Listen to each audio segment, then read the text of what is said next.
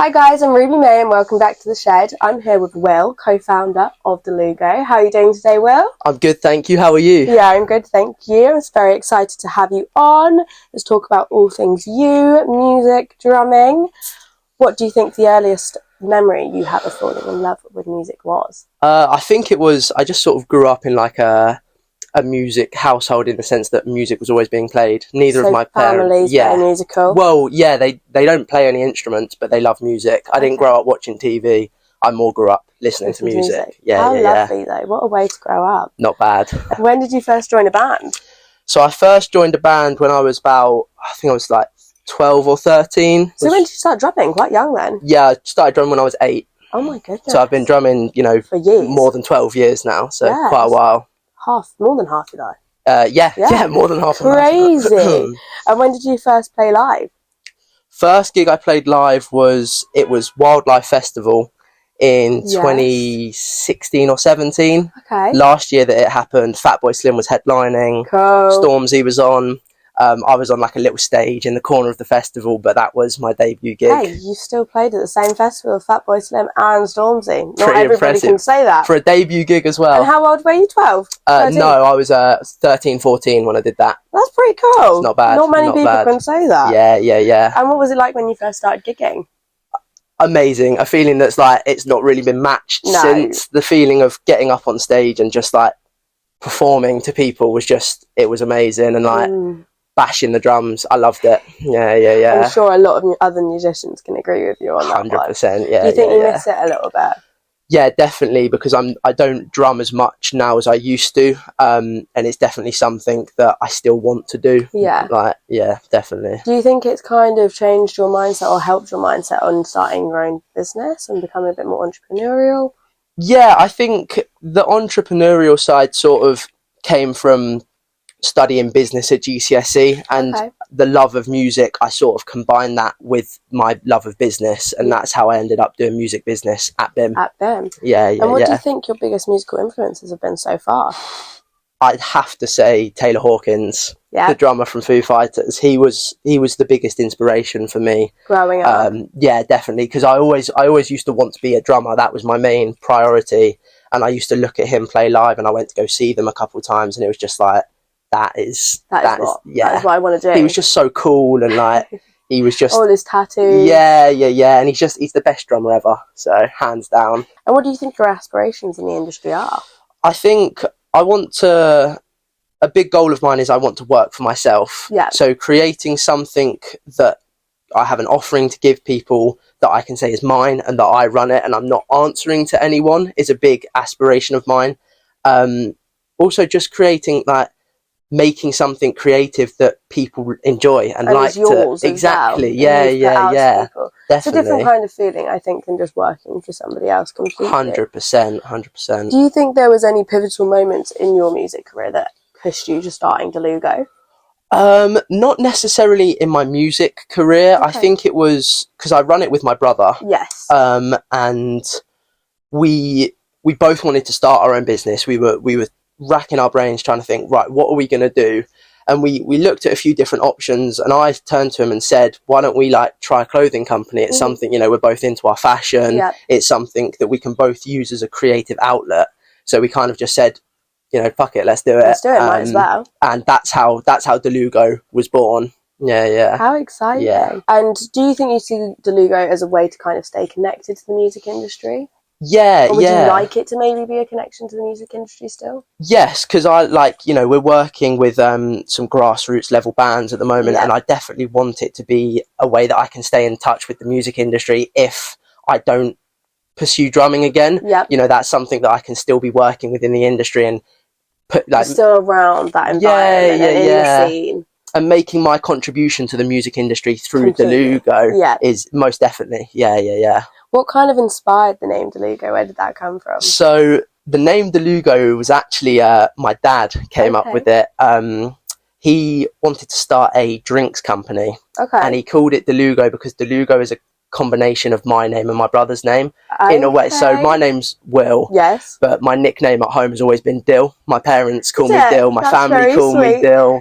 That's very sweet. Yeah, and my brother's called Hugo, so Dillugo. And my dad told me that years ago. And when me and my brother said, let's start a clothing company, we're like, what should we call it? And I just said, like, straight away, I was like, Dillugo. It's a combination of both of our names, it rolls off the tongue quite nicely. I like it. Yeah, completely. And what do you think's like been the most rewarding part of it so far? I think, to be honest, just having something that has purely come from me, you know. I mean, I know we're collaborating with musicians and stuff, but it's your idea though. Yeah, exactly. You know, having baby. It's my bet. Well, me and my brother made it together, but having something that I can look at and think, this has come from me. These are my ideas. Putting them out there, and you know, when I talk to people about it, they're like, "Oh, that sounds really cool." Like the things that they're complimenting have come from me and my brother. You know, it's our ideas. It's nice getting that feedback as well. Are there any areas outside of the music industry that you're kind of wanting to expand into? Yeah, most definitely. I think, as of right now, we're trying to build a name for Dilluego by collaborating within the music industry. And that's how we want to sort of build up our initial following. And once we've got an established fan base, then we want to branch out outside of the music industry. Completely. Still working with musicians alongside other industries. Yeah. So trying to keep within that scene, keep around. Yeah. Sort of just work with multiple creatives. Right now, the creatives we're working with are musicians, but eventually we want to work with, you know, filmmakers, you know, artists. Content creation, loads of different stuff. So keep it within the creative industry. Yeah, definitely. Just have it, you know, a creative space and a creative community. And right now that is focused on the Brighton music scene. I think we need that as well. I think there needs to be more support for the creatives and creating more platforms that are speaking about it and promoting them as well. It's a lovely thing that you are doing.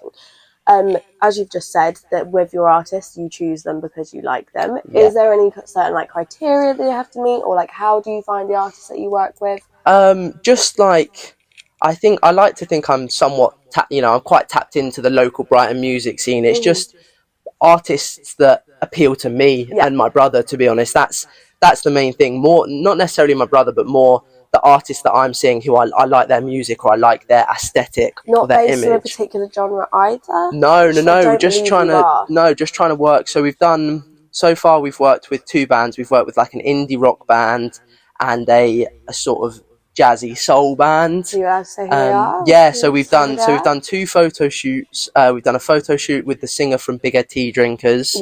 And a photo shoot with the two lead singers from No Liability. No Liability are the jazzy soul band, and then Big Ed Tea Drinkers are the indie rock band. Both very good bands. Yeah, definitely both up and coming. To keep your eyes on. Keep your ears open, people. So just sort of working with people that I think I like their aesthetic or their image or their music, not specific to any genre or anything, just people that appeal to me, really, that I think working with them would be quite cool. And the actual t-shirts and making them, how have you found suppliers? Has that been difficult? Someone recommended a local screen t-shirt vinyl printing place that it is I think it's called Screen Printing, where they get the t-shirt, they put it down and press it onto it, do it with the different colours, and it was quite just a sustainable place. They use they have different designs, but we go for 100% organic cotton, making sure we're trying to do our part for the environment. Like I said, supporting local businesses, but that was by chance that someone recommended them, and we were just like, that's perfect. It's very much the industry though, people recommend it, and you take it up. Not what you know, it's who you know. I think in terms of creating the products and getting them it's been relatively smooth sailing. You know, our initial product designs, we had them, we sent them to our supplier, he sent us back some samples and said, this is what it's going to look like. We were happy with it. 2 weeks later, we had the t-shirts there ready. So that was sort of smooth sailing. I think something that we didn't anticipate was that, maybe a bit naively, was just that it's not as easy as just creating a product and just putting it out there and saying, go buy my product. You've got to add value to it. You can't just offer people a t-shirt with your logo on it and say, go buy this. You've got to add value to it, which is what we're trying to do by working with musicians and also record labels as well. So very exciting. Would you like to expand on that? Yeah, so that's that will probably be before the band Fever Rouge. We're working with a indie record label in Brighton called Untitled Records. Yeah, which we know about Untitled Records. Yeah, we all know about Untitled. Yeah, big up Kai. So that's sort of gonna. I'm really excited for that. That's going to be our first really big collaboration. Yeah, and it's a collaboration of both designs as well, isn't it? You're designing it together as well, which is quite nice. And I think that's going to be good because it will be like our debut collaborative release, and it's with someone who's super reliable. You know, Kai is like, he's super on it, as you've probably seen from the podcast. He's incredibly motivated, so working with someone like that is a dream. It's a dream. Yeah, 100%.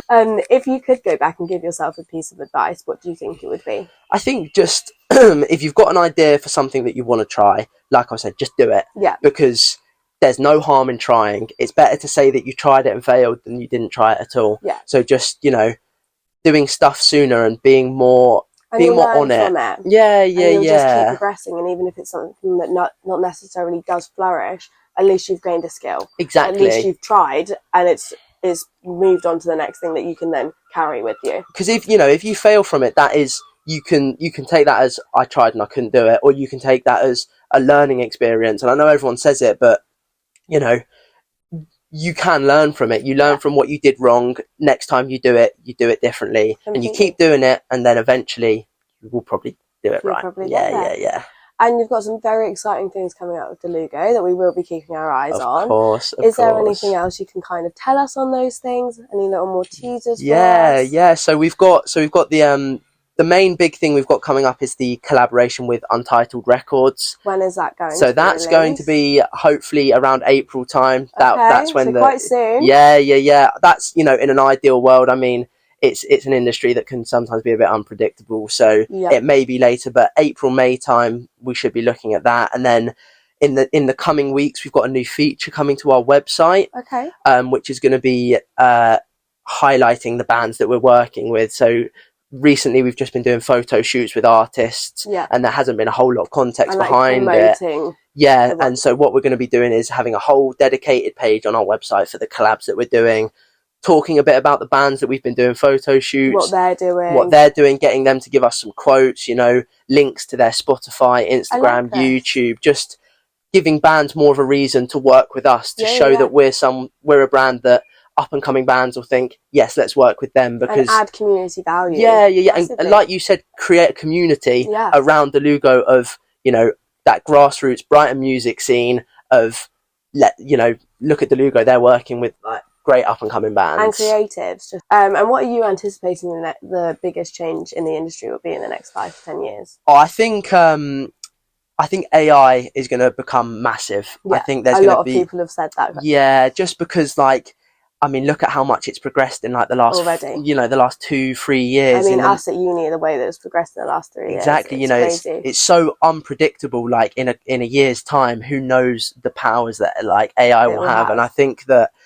worrying in a way. I think personally, artists can either be, or creatives can either be frightened by it or they can embrace it, because it's not going anywhere. No. It's not. It's here to stay. Unfortunately. So you can be scared by that, or you can learn how to take advantage of it. And I think people need to start kind of realising that, like you've just said, it is here to stay. It's not going anywhere. Adapting is necessary, because unfortunately I think a lot of people are going to be out of jobs soon.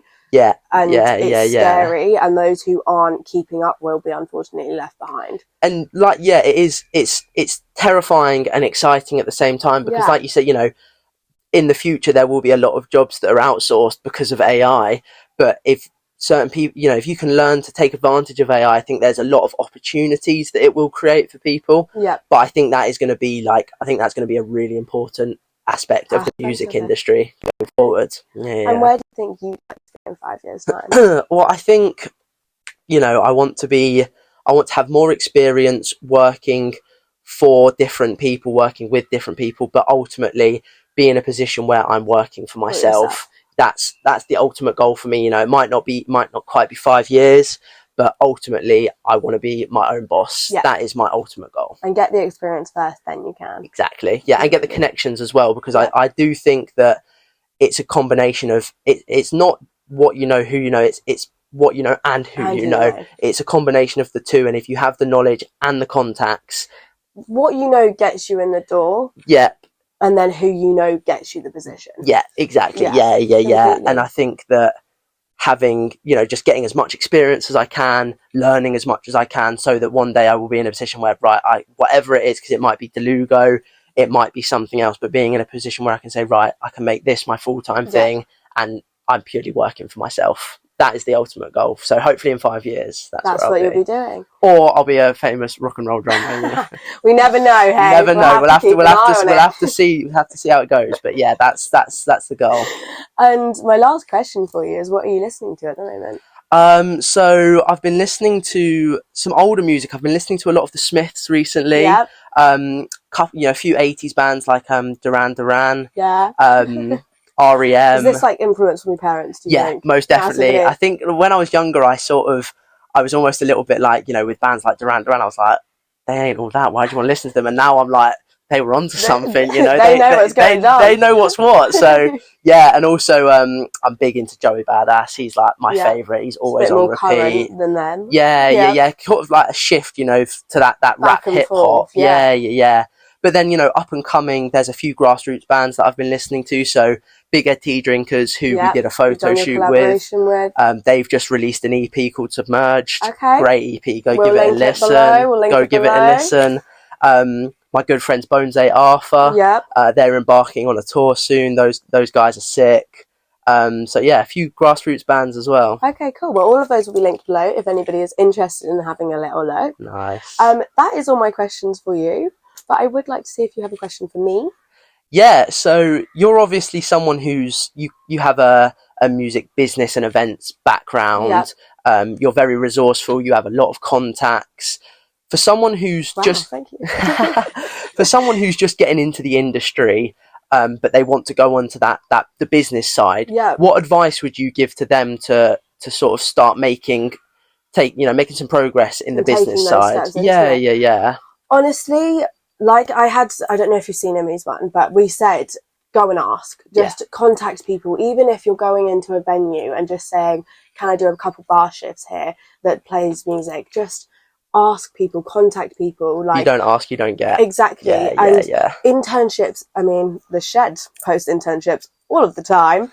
But there's loads out there. You just need to know where to look. And LinkedIn, great place. Have all of your information on there. Even if you haven't got loads of experience, put what you do have on there. Put your skills on there, and just try and contact as many people as possible.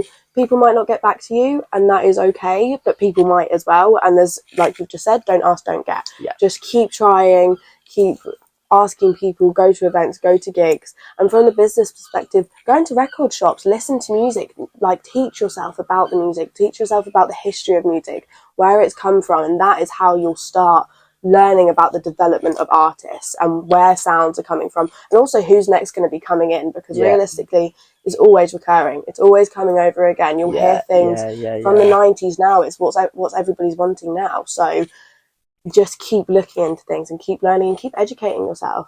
And just keep pushing. Don't give up. It's not for everybody, but don't give up and keep going and have thick skin and be prepared to fucking work hard is what I will say, because it's not easy and you've got to do it, but if you love it enough, you will. No pain, no gain. No pain, no gain. Well said, Ruby. Thank you very much. Well, that's the end of this one, guys. Thank you very much. Thank you very much for being here. Thank you for having me on, Ruby. If you liked this one, follow and subscribe, and remember to watch the next one. Thank you so much.